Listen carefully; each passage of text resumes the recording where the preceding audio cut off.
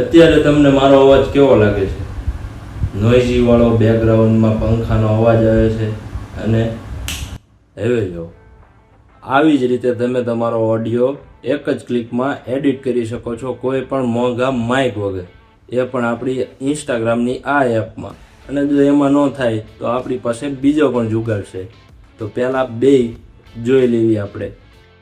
તો તમારા ઓડિયોને એડિટ કરવા માટે આપણે સૌથી પહેલાં જવાનું છે એડિટ્સ એપમાં, જે આપણે ઇન્સ્ટાગ્રામની એપ છે, જે તમને પ્લે સ્ટોર કે એપ સ્ટોરમાં એપ મળી જવાની છે. આમાં તમારે પ્લસના આઇકનમાં જઈને તમારો વિડીયો જે ઓડિયો એડિટ કરવાનો હોય તે ઇમ્પોર્ટ કરી લેવાનો છે, એડ કરી લેવાનો છે.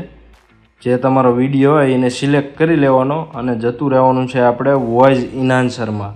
અહીંથી તમારે રિડ્યુસ નોઇઝ કરવાનું છે, જે પ્રમાણે તમારો બેકગ્રાઉન્ડમાં નોઇઝ હોય એ પ્રમાણે, અને એનહાન્સ વોઇસ એ પણ તમારી રીતે કરી રહે. અને જો તમારે આખા વિડીયોમાં એપ્લાય કરવી હોય આ ઇફેક્ટ, તો અહીંયા સિલેક્ટ કરી ઓકે દઈ દેવાનું છે, જેથી તમારો ઓડિયો એકદમ ક્લીન અને નોઇઝ ફ્રી થઈ જાય છે. અને જો આના થ્રુ પણ તમારો ઓડિયો એટલો ક્લીન ના થાય તો આપણી પાસે બીજો ઓપ્શન છે, જે ક્રોમમાં જઈને જવાનું છે આપણે એડોબ પોડકાસ્ટમાં.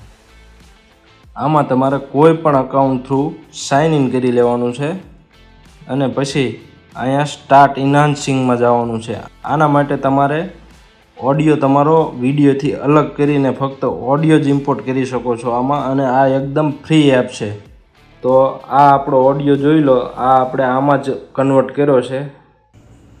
નોઇઝી વાળો, બેકગ્રાઉન્ડમાં પંખાનો અવાજ આવે છે.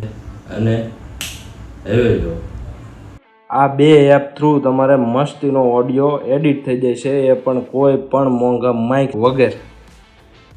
જો તમને આ વિડીયો ગમ્યો હોય તો તમારા એવા મિત્રોને શેર કરી દો જે વિડીયો ઉતારવાનો શોખીન છે અને મોંઘું માઇક લેવાનો વિચાર કરે છે. તો એને પહેલાં આ વિડીયો શેર કરી દો અને ફોલો કરી લો આપણા પેજ ટેક વાર્તાને.